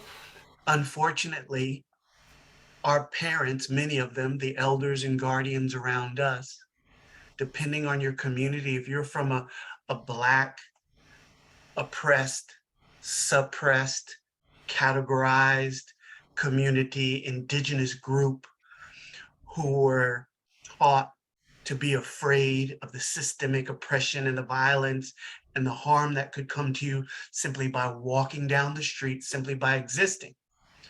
Much of the information that we receive as children is to be seen, not heard, sometimes not even be seen. And so the idea that we would use our voice, that we would speak up, that we would talk about how we feel, that we would talk about the things that have happened to us is forbidden, let alone taboo. And so the recognition that there's likely some forgiveness work to be done with the whole society, with just acknowledging that the country, regardless of the political system, the political institution, political party, the belief structures and systems, the religious, let all the systems go. And from a place of forgiveness, let them all pass. And in my present moment awareness, say, I take hold of who I am. I may be learning, but I'm going to learn who I truly am. I'm not the things that happened to me. I'm not the neighborhood that I grew up in. Even if I love the neighborhood, even if I'm very proud of the neighborhood, even if I'm very proud of the culture, that's not me. It's one of the many different expressions of me. So I don't even want to limit myself by, as proud as I am that I've been created and I express as an African-American man, as a Black man in the world. That's not the only way I express. My Indigenous Aboriginal brothers and sisters, that's not the only way they express. We were even talking about queer identity in the chat, and Scott was giving some beautiful articulation in the chat. But even our sexual identity is not all that we are. So it is essential that we really get to know ourselves beyond race, beyond gender, beyond sexual orientation, beyond any limited idea that is transitory, beyond any limited idea that is not the same yesterday, today, and forever. And in exploring that and giving ourselves permission to embrace that, we then learn how to give it to each other. We then learn how to accept the person who's unhoused and homeless and has a rank, dank smell to them, that has an articulation, a loud voice, a boldness, maybe speaking to themselves that we don't understand, that's standing on the corner across from the neighborhood grocery store or bodega. And we don't ever have to see them as wrong. We don't have to see them as broken. We can see them as being an expression, and we can simply hold the same space for them that we have now learned to hold for ourselves. Wow. I'm really moved, Jason. You don't know this, but earlier today, I was accosted by a couple of homeless people who just were really upset in Hollywood and going through their experience. And I really acknowledge my sister has mental illness and she was homeless at one point. So I like to think of myself as somebody who's compassionate to it. Yet sometimes we get in our own fear-based bubble. We get into our bubble filled with judgments and fears and resistance to the person or the thing or the disease or whatever it might be. And so I love what you just said there. Say that again, Jason. I think you said to hold space for every which way that we all show up. Can you say that again? It was so powerful. It is essential that we understand how infinite the infinite is. We want to control, structure, push to the left, push to the right, existence. But that's not how it works. And so as I see our brothers and sisters, our folks in the community, I want to simply hold them in my heart and my awareness, and also trust that there is a true, clear discernment in my relationship with the presence, that I also know that, it's not my time to walk near this person because of where they are. That's not a judgment about them. That's a clear guidance that has nothing to do with establishing their value or devaluing their humanity. And so I can simply hold space. If the world needs anything, it's those of us who are willing to hold a non-judgmental space. We are not evaluating. We are not establishing a value. We are not devaluing creation, right? Our brothers and sisters who are fighting for the rainforest are trying to tell us these trees are not more or less valuable than these trees. Our brothers and sisters who are working in mental health and recovery, substance abuse and recovery are trying to tell us that these people who have chemical reactions within their brain to particular substances and haven't found a way to manage it are not more or less valuable. So let us hold a space. That space is love. That space doesn't require us to do any favors, to give money. No, hold space. And in that space, I see and hold a love for this person, when you're ready for it, as the greatest love of my life, as the greatest person who's ever loved me, whether they're on this side of the veil or not. And it requires no external action unless inspired, unless prompted. But being able to look in the eyes of a person who is transient,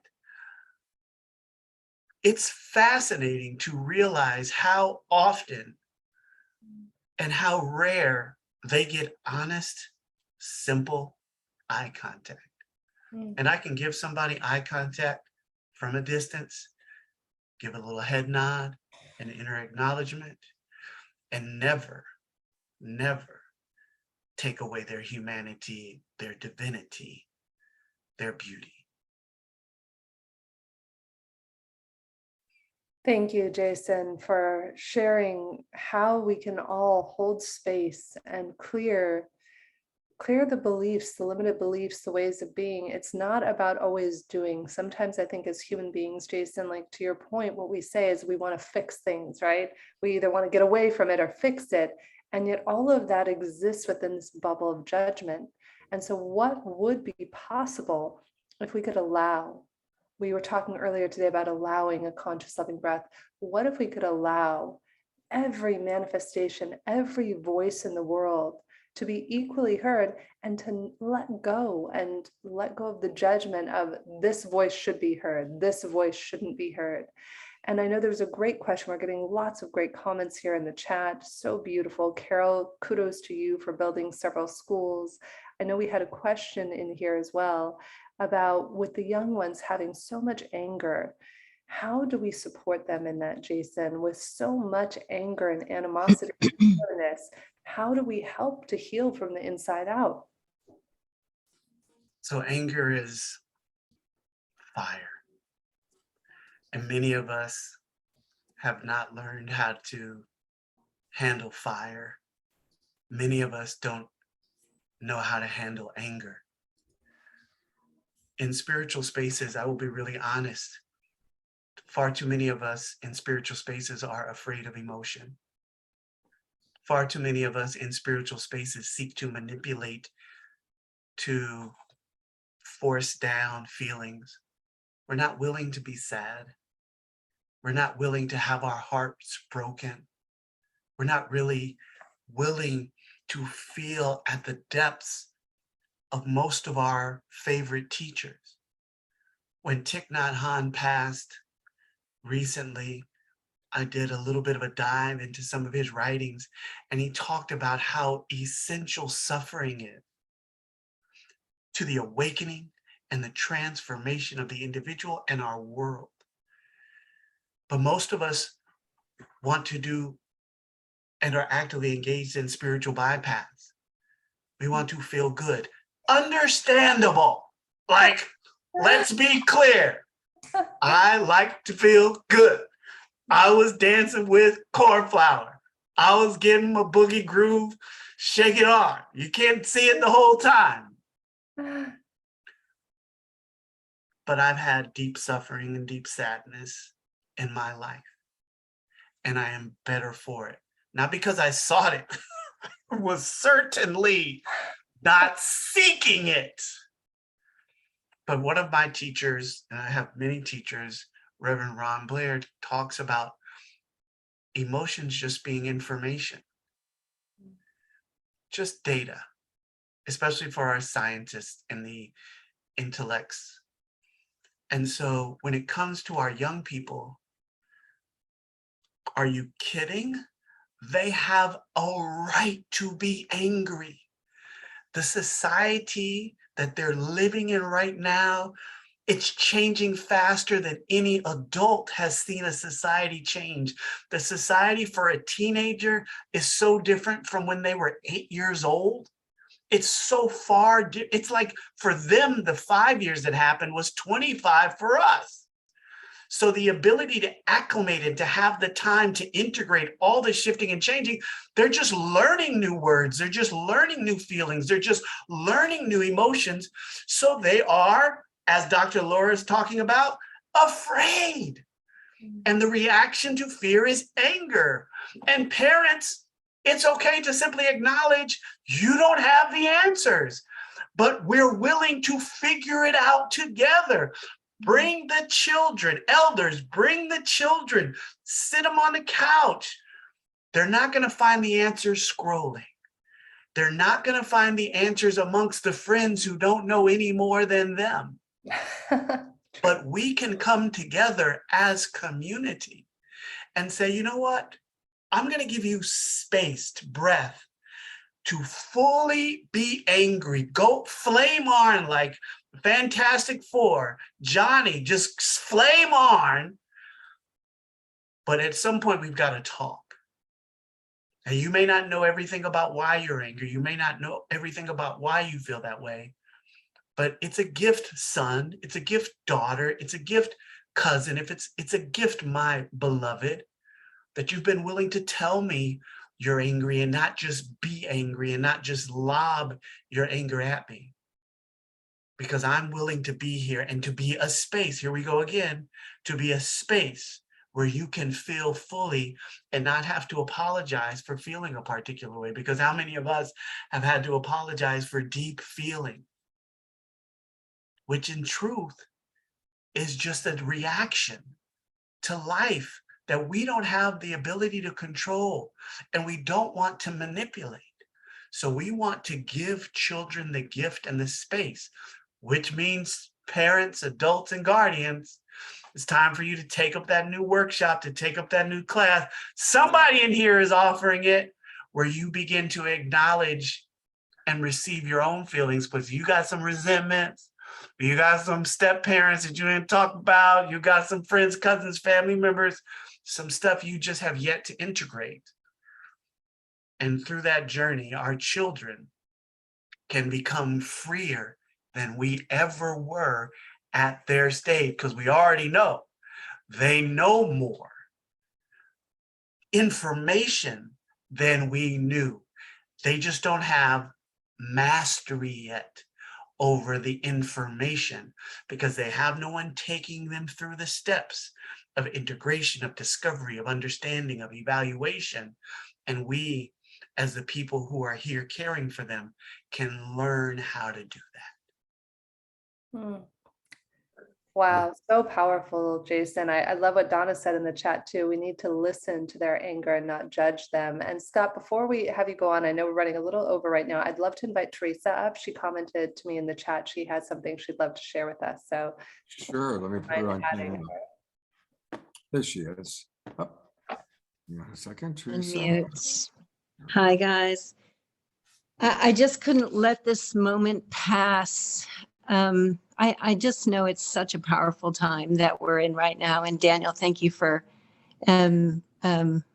what you shared right in the beginning around just coming into this present moment, not my past, not my culture, not anything, just me. Who am I right now, coming here, being present and giving my gift.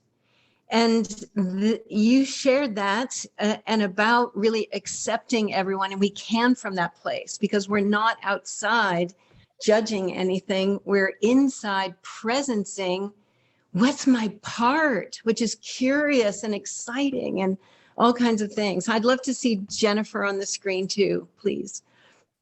And you said that, and Jennifer had an experience this morning where she actually was in the face of that energy coming at her in before we had our Global Coherence Pulse today.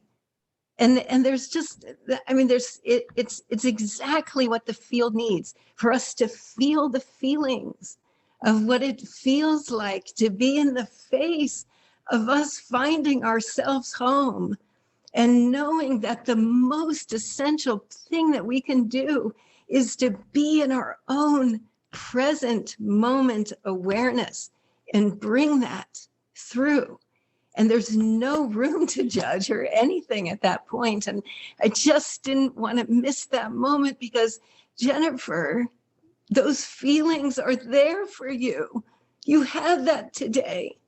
And you chose to feel it, and you chose to do the work, and you chose to show up and share your light today, this morning on the Pulse and here tonight.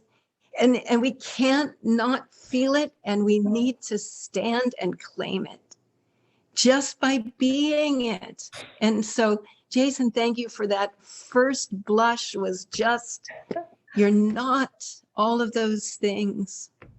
You're who you are right now. Choose it, claim it, and discover it and explore it and share it and blessed be. So. Oh, Man. Teresa, Thank you, Teresa. Your voice is so important. All of our voices are so important. What if we honored one another's voices, what needs to be shared, what is being called forth, as Jason just so beautifully articulated, in this present moment and in the next present moment? And what if we could notice the judgment without getting entangled by it? In fact, I wasn't planning this. There is something I really would like to share. It's a name for God, according to the Kabbalists, called sweetening judgment. And I will tell you what it says. It says, every word we speak, every action we perform is a boomerang flung into the cosmos. All these billions of boomerangs inevitably return to our lives, the positive and all the negative ones. Though we're not aware of it, any negative behavior, even if it seems minor, whenever we speak in an uncivil or rude way, whenever we cheat, lie, steal, or insult another, we create a force of judgment. These negative forces are the unseen cause behind all things that just happen to go wrong in our life. It may take minutes or months or even years, but eventually we must confront the consequences of our reactive deeds. Right now, obstacles are present in our lives because of the force called judgment, and judgment befalls us to the degree that we inflict judgment upon others. But Kabbalah says that our own words cannot serve as an indictment against ourselves. We cannot decree a judgment on our own being. Life, therefore, is cleverly arranged so that we constantly meet and befriend people who commit errors and sins to our own. And when we judge them, our own fate is sealed in that moment. But suppose we could refrain from judging friends, family, and undeserving foes. If this were possible, judgments could never come to bear upon us. Powerful. Thank you. And thank So you, powerful. Jason. You created all of this, my friend. You created this beautiful, extraordinary space, and would love, love, love any closing thoughts from you, Jason, as we move into sharing about what you're doing and the invitation to join you in morning prayer. You know, I put something in the chat, which is a wonderful acronym, speaking of the voice, that I got from an organization that I work with called BEAM, B-E-A-M. And they often invite us to be present when we're in group discussion, to ask ourselves, the acronym is WAIT. It's why am I talking? Why aren't I talking? Because what you said, Jennifer, just a moment ago is, you know, figuring out a way to share our voice, use our voice. And some of these thoughts that we have are not ours. Some of the thoughts that move through the mental field are not ours. And so discerning that, learning how to discern that is key. I invite people, if they ever want to connect with me, I'm on Facebook as Jason Davion Mitchell. And specifically, each day, Monday through Friday, I facilitate a space at 6:30 a.m. Pacific time called our Daily Prayer Call. And on our daily prayer call, we hold a space with affirmations, reading, and allow people to engage in prayer and then in discussion upon deep spiritual ideas and concepts on a day-to-day basis. So we gather for about an hour, sometimes a little shorter, sometimes a little longer, depending how juicy it is. But we do that on a regular basis. And though it's not on here, I'm also on Instagram doing the same thing under the handle Conscious Lens. It's just the word conscious and lens, L-E-N-S. So please come join us. Thank you so much. I'm going to bring Jennifer and Teresa back on for a minute. And I'd like to just suggest a minute of silence because there's so much that's been expressed here that's really beautiful. So let's just take it in and get in touch with our own feelings about what we've heard.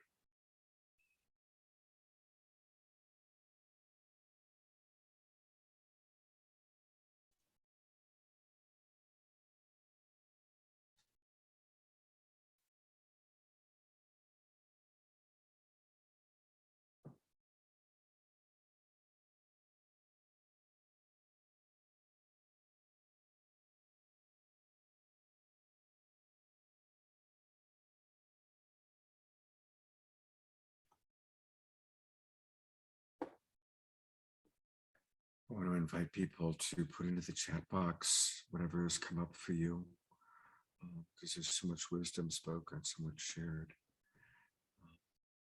I want to acknowledge, Jason, that I felt humbled because today I noticed, and I didn't even pay conscious attention, but there was a woman who was clearly under the influence that as I was walking, getting ready to do this show, I passed by and she was screaming and being having an experience, and I noticed that I didn't look at her, I didn't even bless her, I just kind of avoided that energy, and so I feel humbled as you brought that up. It's like, oh wow, I did that just a few hours ago. So thank you for the reminder that we can always stop and smile. And, or as Paramahansa Yogananda taught, at least just say maximum grace to this person, maximum grace to this being. So thank you for that reminder.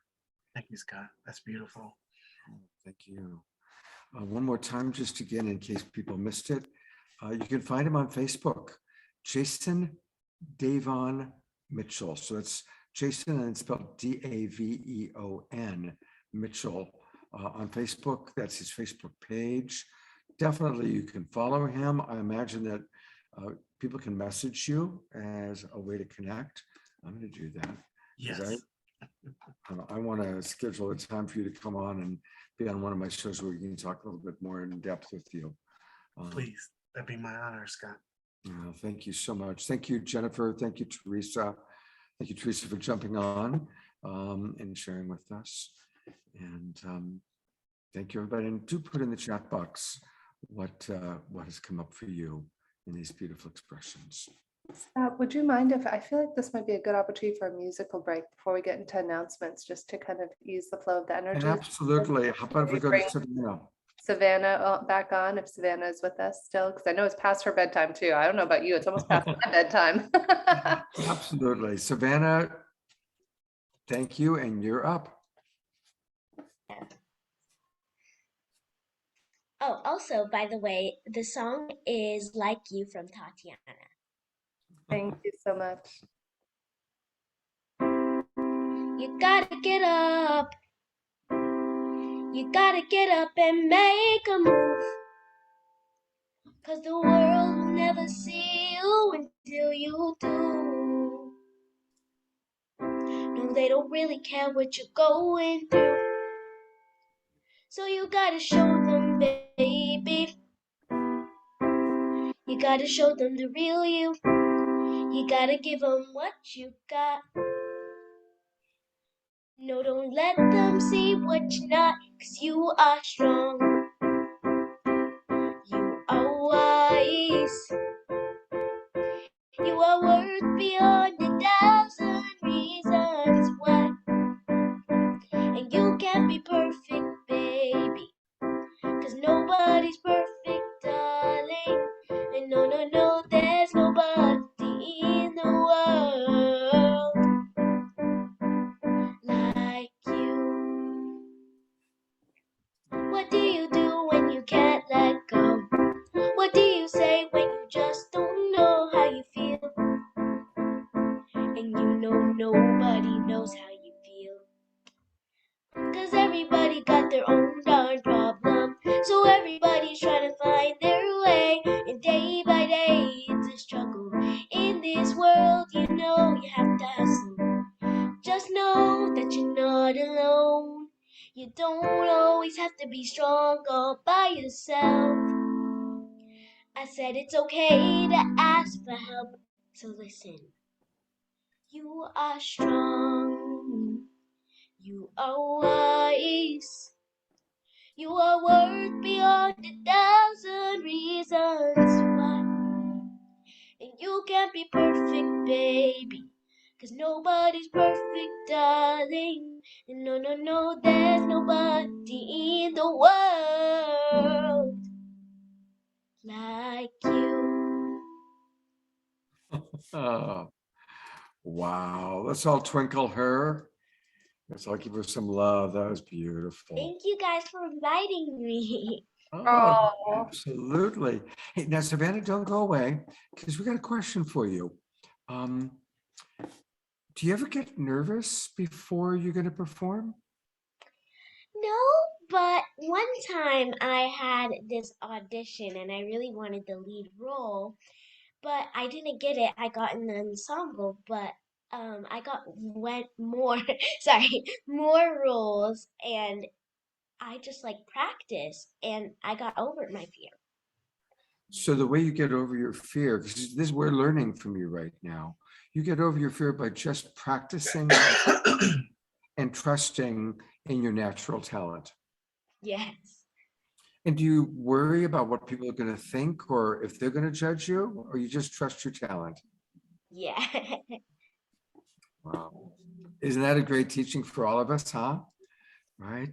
To not worry about what other people are going to think or say, but just trust our offering to the world. That's beautiful. Beautiful, Savannah. Thank you so much. And I was just putting in the chat, I love the synchronicities and serendipities of how appropriate that song was that you just shared, that we are wise and we are strong. And it is so true, because some days, I don't know if you're there yet, Savannah, but as an adult 41-year-old woman, some days you just want to curl up in a ball in bed and be like, not today, you know? And it's worth just remembering, as you sung so beautifully, that you are wise and you are strong. And my God, you are wise and strong. And I'm so grateful to have connected with you and to have had you here with us today to share your heart and spirit and your beautiful voice. Thank you for being here with us. Yeah.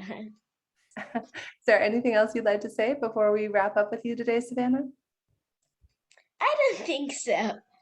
Well, you're amazing, my friend. We look forward to seeing you accepting your Oscar in a few years. Thank you. Or Grammy, whatever you choose. So thank you for being here with us, Savannah. And I think it's back over to you now, Scott, so we can get into some of the announcements. All right.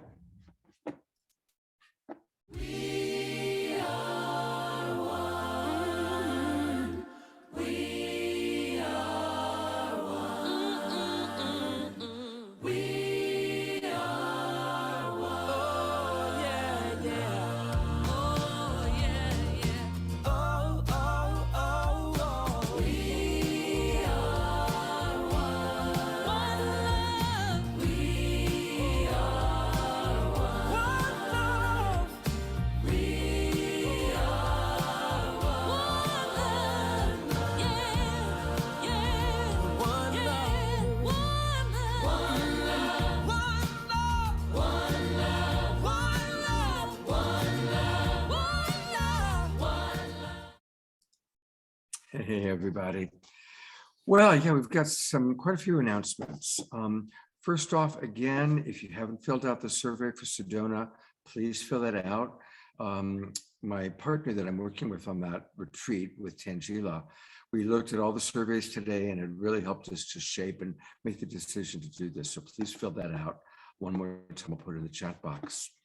And I want to let people know that I am going to be leading another master class. Some of the people who are on the show tonight or in our audience took this.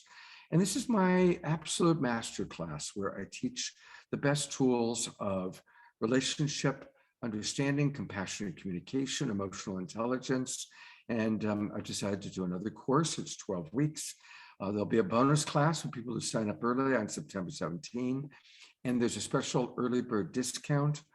So if you register now, you can get the early bird price. And we go deep. It's a beautiful group of people. Usually I keep it to about 25 to 35 folks.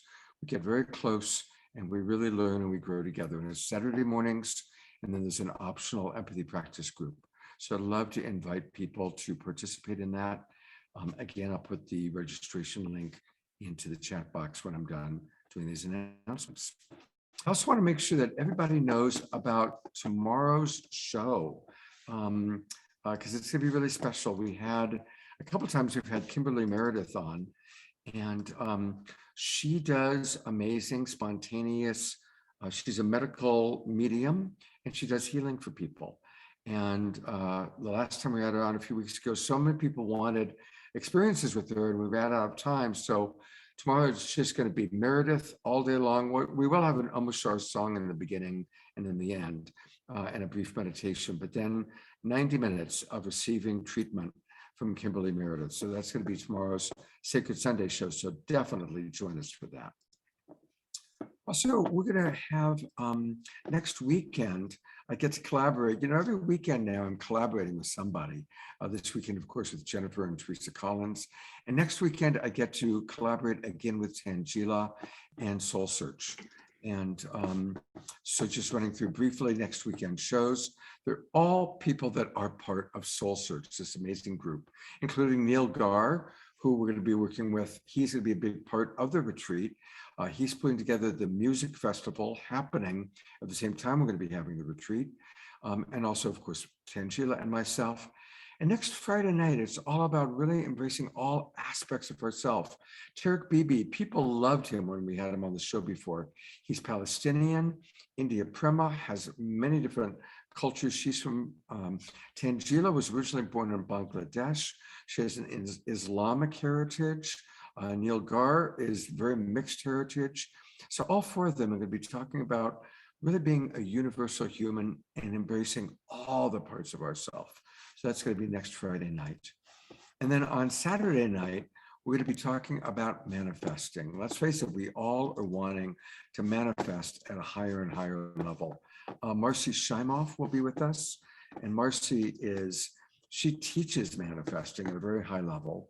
I'm not going to go into all the different people with us, but you can see we've got a very large group of people who are going to be with us talking about various tools and practices for manifesting at a high level. That's next Saturday night. And then finally on Sunday, we're going to be talking about spiritual sovereignty. And this is kind of a new term that's come up in our culture. And again, all of these women who are going to be joining me are really brilliant. I've gotten to know each one of them, and they are going to talk about how we can create spiritual sovereignty, and just as important, respect the spiritual sovereignty of others. Finally, of course, many of you attended the memorial celebration that we had for Celestine Starr, which was on August 7th. It was a very beautiful celebration. And a lot of people wanted to have the opportunity to either be there or to speak, and they didn't have that chance. So on August 25th at 6 o'clock Pacific time, August 25th, 6 o'clock Pacific time, we are going to have a Zoom meeting where people can come in and share their reflections about Celestine. We'll show a couple of clips from Celestine's teachings, but just a community gathering. And again, I'm going to put all those links into the chat box. So you can join us. And then we're going to conclude our announcements. I'm going to turn it over to Teresa Collins and Jennifer Hill to tell you about what's going on with Global Coherence Pulse. I'm going to hand it over to my friend Teresa to share what's coming up next with the Pulse. Hi, gosh. I don't know. I have a lot to share. First, I just want to say what a beautiful evening it was tonight. I'm, reading the notes in the chat, and Jennifer, your presence tonight and today on the Pulse. And this was a chance for me to kind of take a month off where I wasn't actually hosting the events, and Jennifer stepped in, and it was a glorious day. So thank you, Jennifer, for your loving presence today, and Arthur and Savannah and everybody that showed up. Greg this morning was amazing. And we pulsed the field with love and presence. And we took time out of our day to actually be right here, figuring out how do we become more present and more connected together. And so that's what the Global Coherence Pulse is. Every month we come together and we practice and we explore and we experience coherence. So join us on the third Saturday of every month doing that. And also the Global Coherence Pulse is participating, like Scott is, and Awaken World and many other organizations, Unitive Narrative, are participating in an initiative called Peace Through Unity. And it started with World Unity Week, and it's moving through Peace Week. And we challenged ourselves, like, what could we do in 99 days to demonstrate peace through unity towards a thriving world for all? And you can go on that website and you can sign up for free, and you can join the connection field where you'll find the Pulse and the Islands of Coherence and things that we're doing and demonstrating. Scott Katamas also in the Awakened World. And maybe think about, when you're in there, what am I doing right now in my life that's contributing towards greater peace through unity? And I think it starts right inside each of us. And if we can pause and be present there and cultivate our capacity to stay there in the face of things like you faced today, Jennifer, then I think we're contributing the most essential thing we can do on the planet. So I'm grateful to have this opportunity to co-host with you, Scott, and make it easy for you on these days. And Jennifer, to just have your shining presence today. It's just been a gift for me. It's like a little birthday gift. Happy birthday, my beautiful and incredible friend. Happy birthday to you. Happy birthday to Greg Papanya, who definitely checked out the Pulse and his music earlier. And happy birthday to Cornflower. We have so many wonderful August Yes. in the house. So deep There's gratitude. Cornflower. Let me put it on. There you go. Birthday love, birthday love. Should we sing everybody happy birthday? How do you feel about that, Scott? Should we have people on mute and Sure. sing Let's do it. All right. So we're gonna go ahead and lead. Ready? I don't know if any of our singers are still on here. So Yeah, we can do it. for us, a little birthday background music. Happy birthday to you. Happy birthday to you. Happy birthday, our souls. Happy birthday to you. Well, welcome. It's really hard when everybody is doing it at once, but I see that Savannah is with us. Savannah, would you be willing to sing happy birthday, and we'll just drop in and listen to your birthday song? Sure. Yay. Happy birthday to you. Happy birthday to you. Happy birthday, dear Cornflower. Happy birthday to you. Oh, there's Teresa. Hip hip. Hooray. Hip hip. Hooray! Hip, hooray! Hooray! Thank you, Savannah. Thanks for jumping in. When I saw you were there, I thought she can do it for us. Thank you so much. That was amazing. Thank you, Savannah. Birthday love for all. All right. Well, we're almost to the wrap. I'm going to turn it over to Brother Omashar to conclude our evening. And thank you again, Jennifer, Teresa, Savannah, Cornflower, Jason, all of our wonderful guests. And take it away, Omashar. Wow, I'm humbled by tonight. I just learn so much every time I tune into the Global Peace Tribe. I'm so grateful tonight. So many takeaways. I'm going to be dreaming at the highest vibration imaginable. And one thing Jason said is discernment. It's so important, discernment right now. We're in this mental effluvia of everything that's happening in the world. And for me to discern what is mine and what is not is so important. And so without any further ado, I'm going to play a song called The Wonderful and the New. And so here we go. And thank you, Savannah. What an inspiration you are.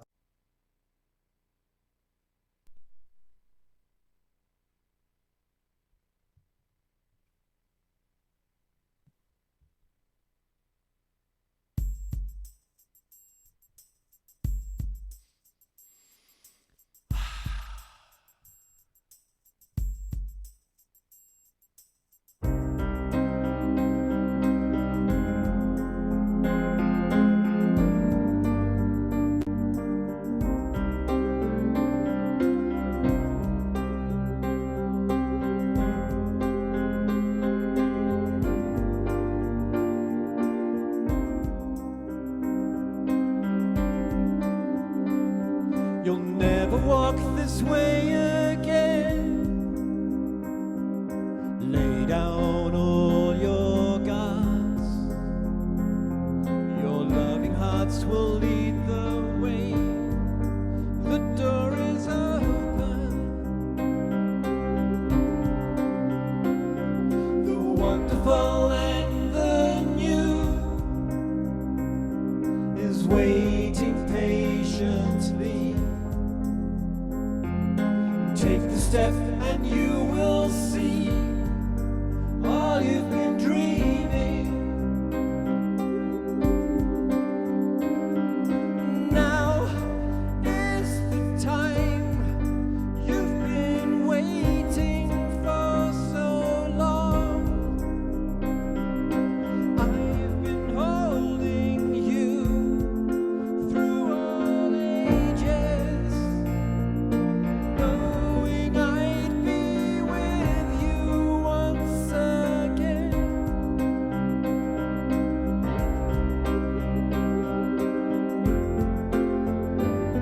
You'll never be alone again. Please take my hand in yours. I love you just the way you are. You're my creation. The wonderful and the new is waiting patiently. And take the step and you will see all you've been dreaming. And now is the time you've been waiting for so long. I've been holding you through all ages, knowing I'd be with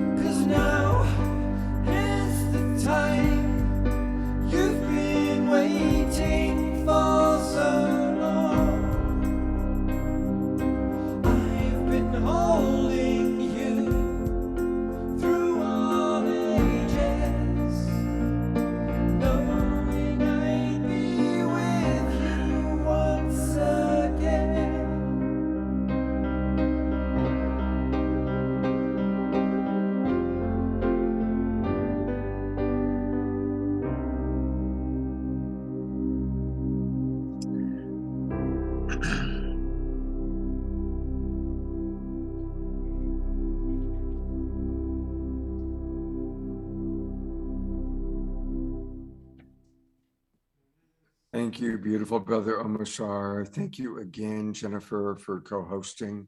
Looking forward to co-hosting with you again in a month, and it'll be Peace Week. So I know you've got a really special Peace Week show beginning to come together. We'll have Gary Milken and Jude Curvin. So that'll be fun. Thank you, Omashar. Omashar will be playing music tomorrow morning for our Sacred Sunday show. Come get your healing from King Meredith. And thank you, everybody, for being with us. Have a beautiful, beautiful evening.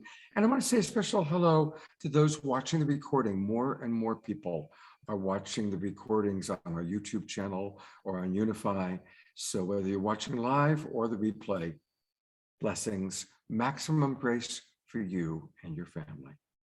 Good night, everybody.